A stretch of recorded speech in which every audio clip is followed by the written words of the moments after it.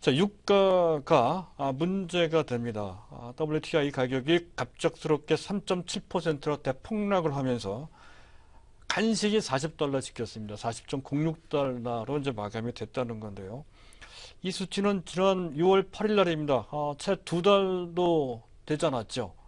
그 당시 최고점이 51.23달러였던 건데요. 그 가격 대비로 봤을 때 무려 21.8%로 폭락한 수치입니다. 전 세계 금융시장이 그때 이후로 좋았거든요. 제반 한제 상품 가격도 나쁘지 않았습니다. 유가만 이제 급락을 했다는 건데요.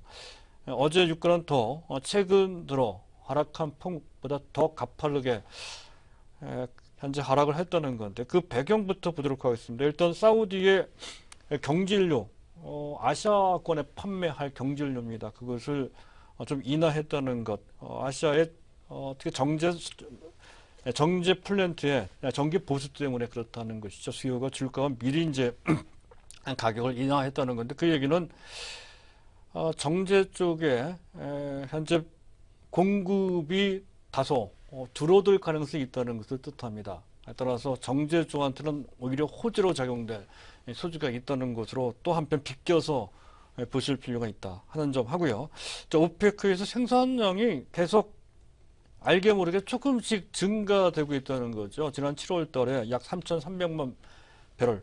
그 정도인데 큰 차이는 없습니다. 그 전달에 비해서 한 10만 배럴 정도. 큰 증산은 아닙니다. 그런 정도 증가됐다는 것도 일단 부담이 되고요. 그 외에 나이지리아, 캐나다 산불 문제가 좀 있었죠. 생산이 정상화되고 있다는 것도 그렇고요. 최근 들어 거의 한 달 넘게 은근슬쩍 미국의 원유 시축이 가동 건수가 늘고 있습니다. 374건. 5주 연속 그 가동 건수가 증가돼서 결국에는 셰일가스 생산량이 증가되지 않을까라고 하는 우려가 깔려 있습니다. 더군다나 현재 미국의 원유 비축량, 원유 재고량이 상당히 많습니다. 5억 2천만 배럴 정도 되는데요. 최근 5년 평균치 4억 3천만 배럴, 4억 2천만 배럴, 그런 정도 되는데요. 거기에 비해서 거의 1억 배럴 정도를 상회하고 있는 사실 재고가 좀 넘치는 상태입니다. 그런 것 등이 기본적으로 공급상의 문제로서 유가 하락을 유도하고 있는 상태인데요. 기본적으로 전 세계 지금 현재 경제가 아주 좋은 것은 아니죠. 수요 기반이 좀 약합니다. 예를 들어 수급 불균형 상태가 지속되고 있다는 것은 그 전에 말씀드렸던 그 내용과 별반 차이가 나질 않습니다. 또 한 가지 우리가 현재 주목해야 될 것은 현재 상품 시장, 특히 원유 시장에서의 선물 거래소에서 지금 투기 세력들이 준동하고 있다는 것이죠. 선물 내려가는 포지션, 숏 포지션 쪽에 대거 현재 포지션이 몰려 있다는 것에서 그 점을 알 수가 있다는 것인데요. 이와 관련돼서 유가에 대한 변동성은 시장을 위협할 수 있는 변수로서 계속 작용될 소지가 있다는 것에 현재 계속 기초를 주목시켜서 보실 필요가 있겠고요. 이와 관련돼서 팁 하나 말씀드리면 유가 하락 상태가 사실은 추세적으로 진행될 소지도 있고요. 그렇다라고 했을 때 전에 한 점 말씀드렸었죠. 그와 관련된 국내 시장 수혜 분야가 있습니다. 항공주가 가장 대표적인 케이스고요.